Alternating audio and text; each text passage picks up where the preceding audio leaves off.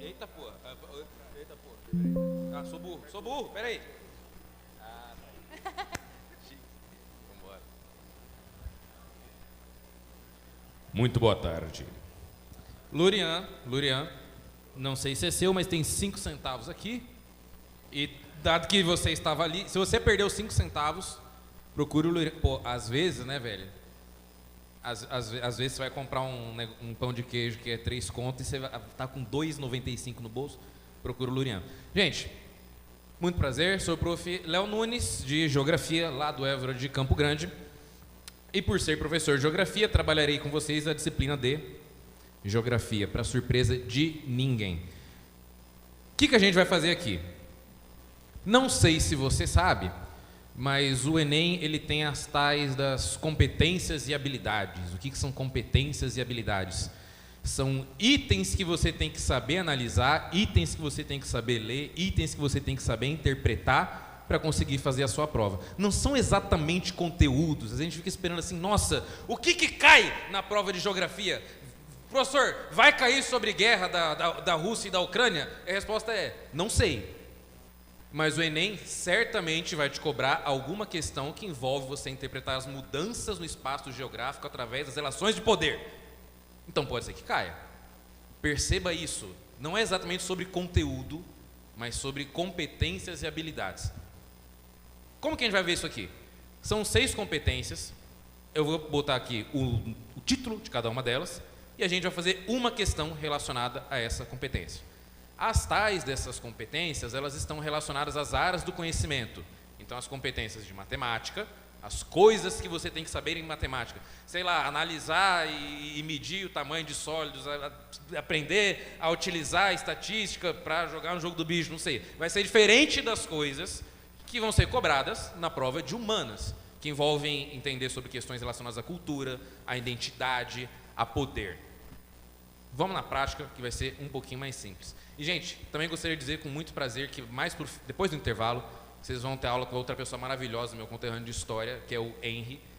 E vocês vão perceber que ele está perto de descobrir o que só os loucos sabem, tal qual eu, porque nós somos irmãos, né? Ele da história, eu da geografia. Olha só que coisa fofa.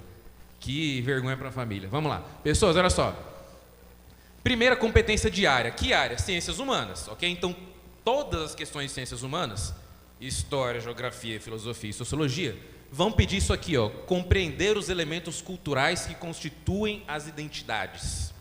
Elementos culturais que constituem identidades. A gente não vai entrar exatamente aqui no conceito de cultura e nem de identidade, mas vamos ver como é que isso aqui aparece em geografia. Gente, mudou? Ah, sim. Não vamos ler a questão ainda. Olhe nos meus olhos, não olhe para a questão, ignore. Gente, é uma questão sobre refugiados. Você já escutou esse termo, refugiado, e o que é um refugiado?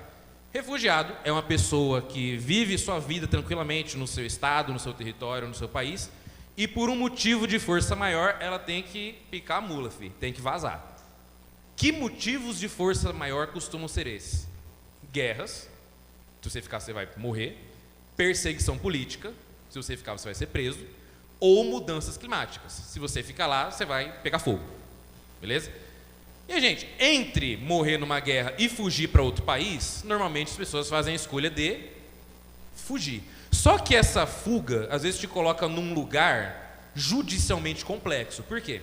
Se você hoje, aqui, você que está aí, quiser viajar para outro país, você vai ter que tirar o tal do... Claro, depende do país, tá? Se for, por exemplo, para o Paraguai, Uruguai, Argentina, você não vai precisar. Mas você quer ir para Malásia, sei lá, você quer ir para República do Palau, é muito longe daqui, tá? Você vai ter que tirar o tal do visto e o tal do passaporte, entregar documentação, o que você quer fazer lá no outro país, não sei o que, pode ficar 30 dias, pode ficar 60 dias, toda uma legislação. Gente, se você é refugiado, você tem tempo de tirar passaporte? Você tem tempo de tirar visto? Não, às vezes você não tem tempo nem de pegar suas coisas, você só vaza.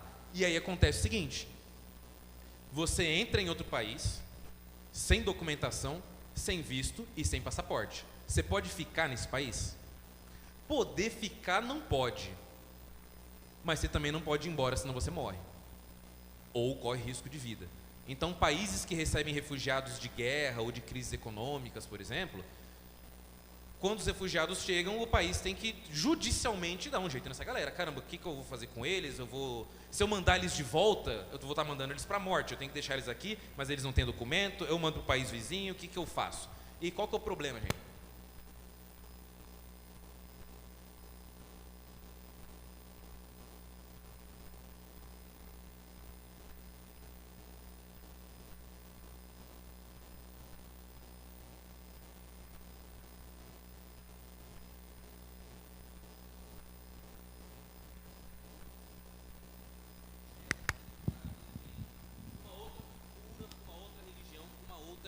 Identidade. Show de bola, porra.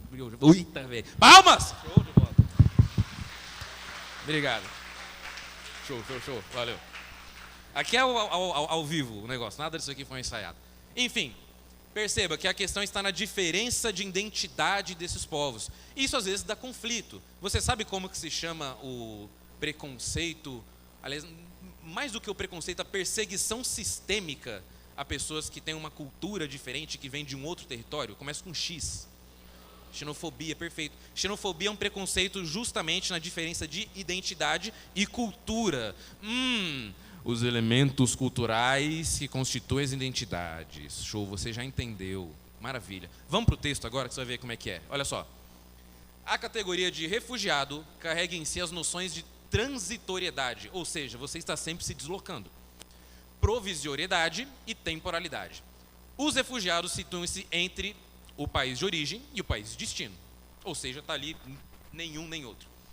Ao transitarem entre os dois universos, ocupam posição marginal tanto em termos indenitários, assentada na falta de pertencimento pleno enquanto membros da comunidade, blá blá blá blá blá, quanto em termos jurídicos, ao deixarem de exercitar ao menos em caráter temporário o status de cidadãos no país de origem e portar o status de refugiado no país receptor. Dica para a prova de humanas. Você leu, chegou no final. Não faço a menor ideia do que eu li. Lê de novo, tá? É normal. Mas não fica assim, não entendi, vou chutar. Não faz isso, lê de novo. Lê 2, lê 3 vezes. Também não precisa perder 10 minutos na questão. Mas lê 2, lê 3 vezes. Tenta extrair alguma coisa dali. Gente, olha só. A pergunta. A condição de transitoriedade dos refugiados no Brasil, conforme abordado no texto, é provocada pela associação entre. O que é transitoriedade? Essa ideia de que você não está nem no seu país porque você fugiu e nem está no país vizinho porque legalmente você não pode entrar. Essa que é a situação do refugiado. De tudo isso aqui, o que será que mais tem a ver com refugiado? É ascensão social e burocracia estatal? Gente, você virar refugiado não é ascensão social, é você perder o seu status social. Quando você é refugiado, você ganha imediatamente uma medalha na testa para o país estar te recebendo, de que essa pessoa está fugindo de alguma coisa e eu não quero ela aqui. E aí surge a xenofobia. Miscigenação étnica e limites fronteiriços não tem nada a ver com miscigenação, isso aqui que a gente está falando. Desqualificação profissional e ação policial também não. Mas aí, olha a alternativa a ele: desenraizamento cultural. Lembra que a gente estava falando sobre cultura? Desenraizamento cultural e insegurança legal. O que é insegurança legal? A pessoa não está legalmente no país, ela também não pode ir embora, mas ela também não pode entrar e ela fica ali. Até alguém resolver a vida dela. Perfeitamente, portanto, alternativa E. Perceba, estamos falando aqui de cultura. Mas cultura num contexto triste, da diferença cultural entre refugiados e as pessoas de sua própria nação. Competência 2, são 6, velho. Vem comigo. Depois o Pascoaloto volta aí para contar mentira. Competência diária 2. Aquela que eu falei, compreender as transformações dos espaços geográficos como produtos das relações socioeconômicas e culturais de poder. Eu falei que o cara contar mentira, ele acabou de aparecer. E aí, Páscoa, tudo bom? Olha só. Gente, o que isso é Eu descobri que dependendo do ângulo que eu olho, muda a cor, tá? Por isso que eu fiquei um pouco chocado. Fica mais vermelho, eu só fico mais perto. O que isso aqui está querendo te dizer? Está querendo te dizer o seguinte. Gente, o mapa mundi nem sempre foi o mesmo. Ele se transforma. Tem país que existia que não existe mais. Tem país que era menor que é maior. Tem país que é maior que fica menor. Tem país que muda de nome. Normal. Só que todas essas mudanças estão relacionadas a relações de poder. Quando dois países entram em guerra, países que têm fronteira, entram em guerra, normalmente o país que vence faz o que com o perdedor? Cata um pedaço dele. Se expande, apropria-se do seu território. E isso é um exemplo de transformação. Vamos para a bruxaria aqui. Aí você olha esse mapa, cara. Nossa, bruxaria pesada, né, cara? É difícil de você entender. Mas todas as informações que você precisa estão aqui. Gente, esse... Eita porra, é do outro lado. Isso aqui, que você está vendo aqui, é um negócio chamado legenda. O que é a legenda? Ela traduz para você todas essas setas e linhas e cores que estão no mapa, e você não faz a menor ideia do que é. Então você olhou esse mapa e se assustou, está tudo escrito ali. Aqui a resolução não está tão boa assim, mas na prova vai estar maravilhosa, tá? Então, mas não precisa tanto assim. Vem aqui para o texto, ó. O espaço mundial sob a nova desordem, guarda esse termo, desordem, é um emaranhado de zonas, redes e aglomerados, espaços hegemônicos e contra-hegemônicos que se cruzam de forma complexa na face da Terra. Até agora não quer dizer nada. Perfeito. Fica clara de saída a polêmica que envolve uma nova regionalização mundial. Como regionalizar um espaço tão heterogêneo, em parte fluido, como é o espaço mundial contemporâneo? Vou traduzir isso aqui para você. Gente, já estudaram sobre Guerra Fria na vida de vocês. Vocês vão lembrar que durante a Guerra Fria, o mundo era dividido basicamente entre duas potências. Estados Unidos, né, representando o modelo político econômico capitalista, e a União Soviética, representando o modelo antagonista, o socialismo. Ou você estava alinhado com um, ou você estava alinhado com o outro. Não tinha meio termo. Se você não estava alinhado com nenhum, eles iam tentar te alinhar em algum momento. Esse período de Guerra Fria, como tinha duas potências, nós chamávamos de mundo bipolar. Bi de dois. Bipolar por quê? Porque tem duas potências, Estados Unidos e União Soviética. A União Soviética esfaleceu-se. Hoje existe somente no imaginário, nos livros de história. Mas hoje nós temos quantas potências mundiais será? É até difícil de contar, né? Porque nós temos potências mundiais, Estados Unidos, China, Rússia, tem potências regionais, Brasil na América do Sul, Índia na Ásia, tem micropotências, tem países que são potência uma coisa, não são e outra. E aí quando você tenta organizar o mapa mundi de acordo com a força dos países, o resultado é essa aberração aqui. Por quê? É muito difícil você fazer um mapa do mundo hoje tentando organizar pelas potências econômicas, porque elas são muitas. Tem potência que é econômica, tem potência que é militar, tem potência que é cultural, tem potência que é territorial, tem vários tipos de potências diferentes. Você está conseguindo entender? Sabe como que a gente chama o período pós-Guerra Fria? Mundo multipolar, de múltiplas potências, ou nova ordem mundial. Segundo parágrafo. Eita. Segundo parágrafo ali. O mapa procura representar a lógica espacial do mundo contemporâneo pós-União Soviética, ou seja, mundo multipolar. Boa, isso aí, perfeito. No contexto de avanço da globalização e do neoliberalismo, quando a divisão entre países socialistas e capitalistas se desfez e as categorias de primeiro e terceiro mundo perderam sua validade explicativa. Considerando esse objetivo interpretativo, tal distribuição espacial aponta para... Ele quer saber o seguinte: como que o poder no mundo se distribui hoje? Não é mais entre capitalismo e socialismo. Todo mundo é capitalista. Como que a gente faz para identificar polos de poder? É através de, alternativa A estagnação dos estados com forte identidade cultural. Gente, estagnação é ficar parado. E forte identidade cultural. E você olha nessa legenda aqui, não tem nada relacionado à cultura. Letra B. O alcance da racionalidade anticapitalista. Gente, pergunta. Pergunta não, afirmação, né, velho? Acabei de falar que praticamente todos os países no mundo são capitalistas, excluindo Coreia do Norte e Cuba, e olhe lá. Então não tem lógica anticapitalista no mundo. C. Influência das grandes potências econômicas. A dissolução dos blocos políticos regionais. Não, a gente tem aumento desses blocos. Mercosul, União Europeia, USMCA, que é o antigo NAFTA, que é México, Estados Unidos e Canadá.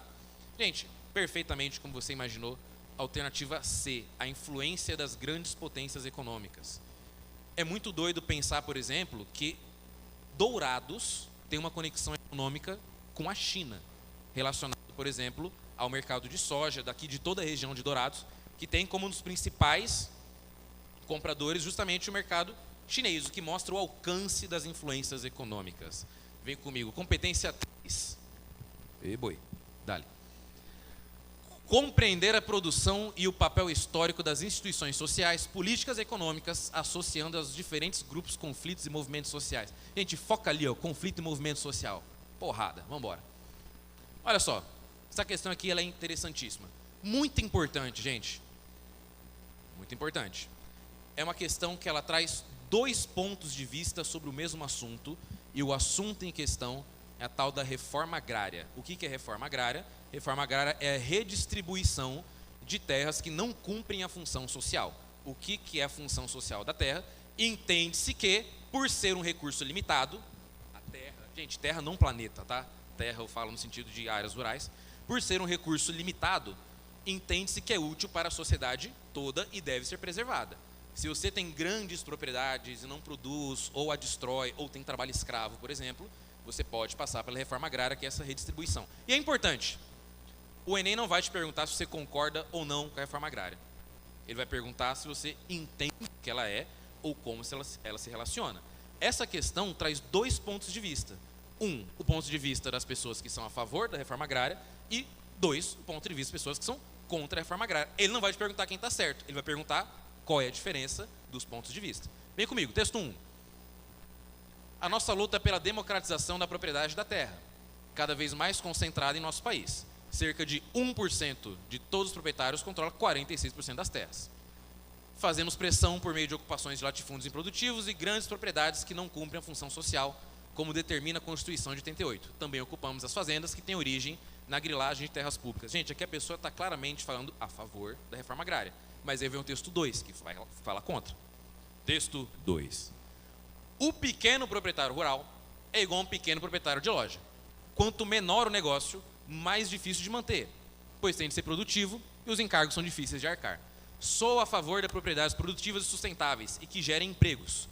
Apoiar uma empresa produtiva que gera emprego é muito mais barato e gera muito mais do que apoiar a reforma agrária. Ou seja, no texto 1 a galera está falando assim: nós queremos combater distorções históricas porque no Brasil poucas pessoas, 1%, controlam 46% da terra e a gente entende que isso é ruim para o país. No texto 2 o cara fala assim: a gente não precisa promover a reforma agrária e sim apoiar os pequenos agricultores, seria mais eficiente. Quem está certo literalmente não importa agora. Por quê? O que a questão quer saber é o seguinte: nos fragmentos dos textos, o posicionamento em relação à reforma agrária se opõe, ele quer saber a diferença. A diferença já está bem clara, vamos lá. Alternativa A, redução do inchaço urbano, a gente está falando de campo, esquece esse urbano aí. B, ampliação da renda nacional e a prioridade ao mercado externo. Alguém viu alguma coisa aqui falando de renda? Não, né? Então, marcha, filho. C, contenção da mecanização agrícola e ao combate ao êxodo rural. E aí você que já está cansada, leu a questão, falou de campo, leu rural, falou, é essa. Errou, velho, já era. Nada, filho. Lê o texto com carinho se você não entendeu. Vamos lá. D, privatização de empresas estatais e ao estímulo ao crescimento econômico. Não fala de privatização. O que é privatização? Pegar uma empresa que pertence ao poder público e transferir, passar ela para o poder privado. Gente, se não é A, não é B, não é C, não é D, deve ser a E, né, velho? Se não for, lascou. E, correção de distorções históricas. Espera aí, o texto 1, os caras estão falando de correção de distorção histórica? Sim, eles estão falando. E ao prejuízo ao agronegócio. No texto 2, os caras não estão falando que eles vão sair prejudicados pela reforma agrária? Perfeito. Gente, perceba. A questão quer saber a diferença. Nossa, a seta ficou bem alinhada, né? O texto quer saber a diferença desses pontos de vista. Tranquilo, gente? Show. Para frente, então. Competência 4. Lembrando que são 6. Entender as transformações técnicas e tecnológicas e seu impacto nos processos de produção, desenvolvimento e conhecimento na vida social. Ou seja, entender os impactos da tecnologia na nossa vida. Só que, em geografia, a gente quer entender os impactos da tecnologia no espaço geográfico. Tá ficando calor, né, velho? Tá ficando. Vamos embora. Vou explicar e a gente lê o texto. Pessoas, é o seguinte. Quem aqui já comprou algum produto que veio de fora do Brasil, né, pela internet? Direto, né, velho? Nossa, qualquer coisa. Abre lá, abre lá, Shein, Shopee. Caraca, fita adesiva que brilha no escuro. Nossa! Preciso colar alguma coisa? Não, no escuro ainda, muito menos. Mas 2 contos, frete grátis, nossa, aí você compra, chega, e aí você fica, por que eu comprei esse negócio? Enfim, demora um mês, mas faz parte do rock. Olha só. Cara, e às vezes a gente não pensa, né? Porque a gente, como consumidor final, o nosso maior trabalho é clicar em fechar compra. Mas quando você clica em fechar compra, vai ter uma fábrica lá na China que vai receber o pedido, vai fazer o produto, vai botar num caminhão, o caminhão vai para o porto, vai entrar num container gigantesco, vai entrar num navio, vai fazer umas 2, 3 paradas, vai lá para Porto de Santos, vai ficar no Porto de Santos, vai pegar o negócio, vai abrir, vai pegar um caminhão, vai para Curitiba, vai ficar em Curitiba uma eternidade, vai pegar outro caminhão, vir para Mato Grosso do Sul, vai para o negócio dos Correios, não sei o quê, vai pegar um carro, vai na sua casa, vai tocar a campainha e você não está em casa, o cara vai voltar no outro dia, não sei o quê. O que eu quero dizer com isso? Gente, a gente só consegue acessar produtos do exterior e eles só conseguem nos acessar como mercado consumidor porque existem redes de transporte, atenção, redes de transporte que possibilitam isso. É muito doido pensar que às vezes é mais barato comprar um produto que vai vir da Ásia do que comprar um produto na rua de trás. Mas ele só chega aqui por quê? Porque tem transporte. Então perceba, é um tipo de tecnologia inserida no espaço geográfico que muda a nossa vida. Vem comigo. Cada objeto é em si mesmo. Gente, quando você vê questão de geografia e vê ali embaixo assim escrito Santos M, é porque é de Milton Santos. Foi o maior geógrafo do Brasil, já morreu, e o cara escrevia de um jeito, ele não fazia nenhuma questão de escrever fácil. Então você leu Santos, lê 2 vezes. Vem comigo. Cada objeto é em si mesmo um sistema funcionando sistematicamente. Um grande supermercado ou shopping center seria incapaz de existir se não fossem servidos por vias rápidas, estacionamentos adequados e acessíveis, sistemas de transporte público com horários regulares e conhecidos, e se no seu próprio interior as atividades não estivessem subordinadas a uma coordenação. Esse é o caso de armazéns, dos silos, etc. Os portos, redes rodoviárias de um país e, sobretudo, a rede ferroviária são exemplos de objetos complexos e sistêmicos. Gente, o que ele está chamando de objeto aqui são coisas artificiais que a sociedade inseriu no espaço para facilitar a nossa vida. É isso que ele está chamando de objeto. Trem, para ele, é objeto? É objeto. Avião, para ele, é objeto? É objeto. Barco, para ele, é objeto? É objeto. Aí ele quer saber aqui, de acordo com o texto, o território se... Volta. De acordo com o texto, o território torna-se cada vez mais dotado de objetos com a finalidade de intensificar a... Gente, por que tanto se investe em infraestrutura? Sempre se fala, tem que investir em infraestrutura, em energia, em internet, em transporte. Para que será que é? É para desindustrialização da economia, cara. Nossa, velho. Nossa, a pessoa que marcou isso aqui era... Não, vamos embora. B. Desregulamentação do mercado também não, gente. Olha a alternativa aí. Dinamização dos fluxos. Que fluxos? De dinheiro, de transporte, de tudo. A gente só investe tanta infraestrutura para os fluxos de dinheiro, de transporte e de pessoas serem mais eficientes. Estamos bem? Estamos bem. Estou vendo que vocês estão ficando agitados, estão ficando inquietos. Eu também. Vamos embora.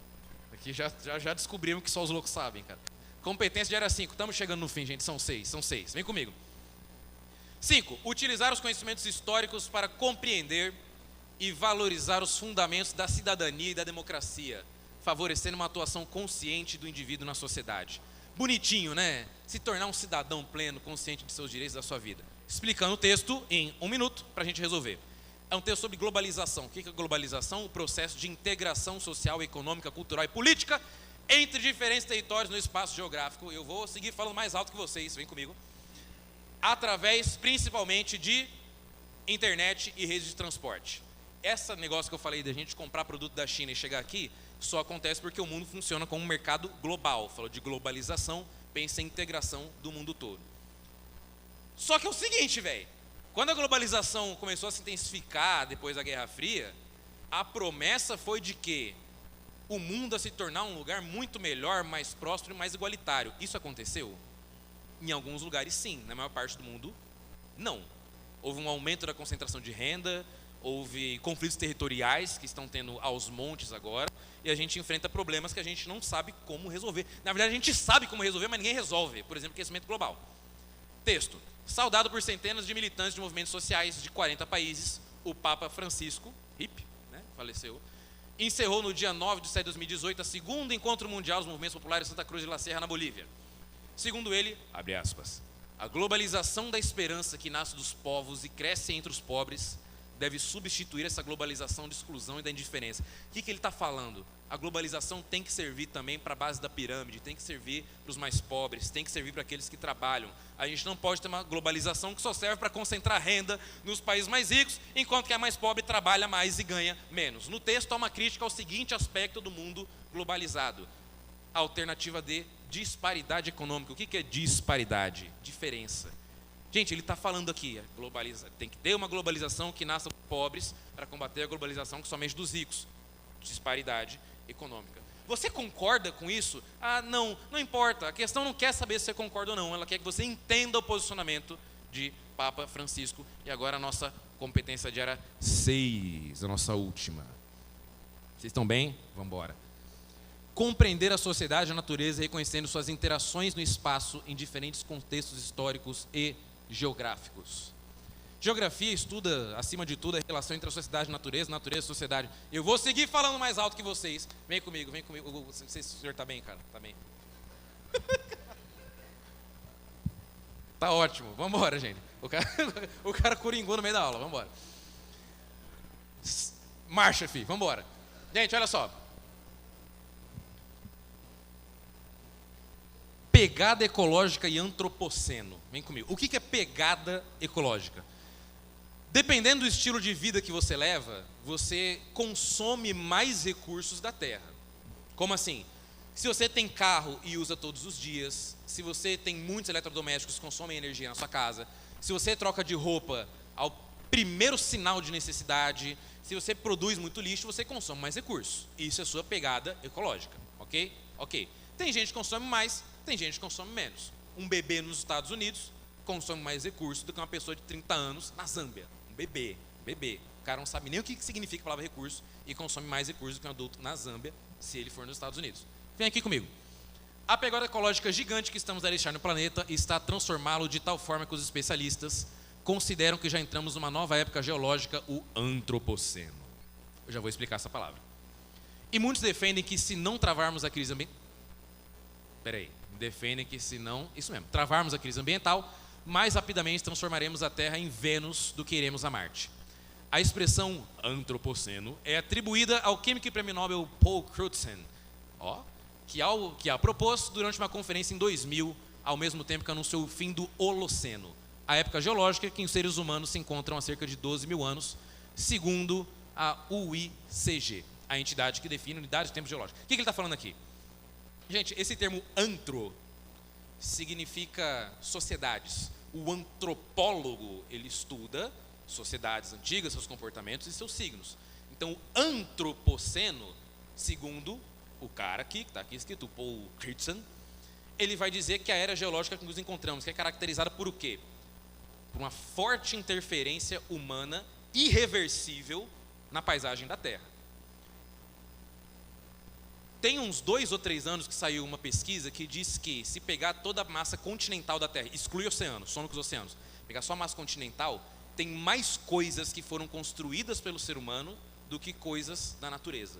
Ou seja, mais cidades e objetos, como diria Milton Santos, do que elementos naturais. A concepção apresentada considera a existência de uma nova época geológica concebida a partir da capacidade de influência humana nos processos. Gente, sabe o que significa a palavra exógenos, que está em B, na alternativa B ali, já dando a resposta, tá? Me finge que não. Gente, a Terra se transforma basicamente por 2 processos. Endógenos, que são processos que ocorrem dentro da Terra, placas tectônicas, vulcão, erupção, terremoto. E exógenos, processos que acontecem fora da Terra, chuva, vento e atividade humana. Gente, a interferência humana na Terra, ela acontece de dentro para fora ou de fora para dentro?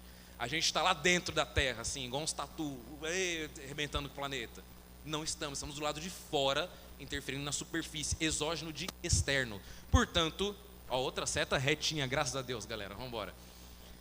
A partir da capacidade de influência humana nos processos exógenos. E chegamos ao nosso fim. Não faço a menor ideia de que hora é isso. Aê, uhul, obrigado.